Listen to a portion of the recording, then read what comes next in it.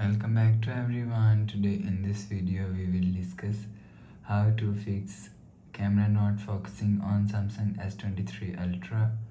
Let's start the video if you want to fix this problem. So go to app library, click on camera app. After click on camera app, click on this 4 dot icon and click on this settings icon. Now in camera settings, scroll down and click on reset setting. Again click on reset, so reset camera setting. After reset camera setting, go back to home screen. You will see your problem is solved.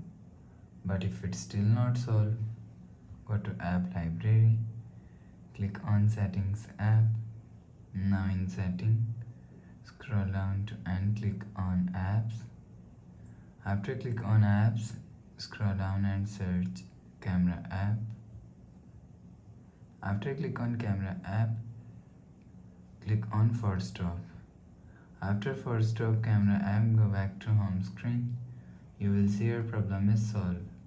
But if it's still not solved, so restart device. Just click and hold side power button and click on this restart icon.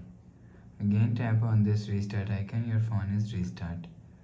After restarting, enter phone pin. You will see your problem is solved. Please subscribe for more new latest videos. Thanks for watching.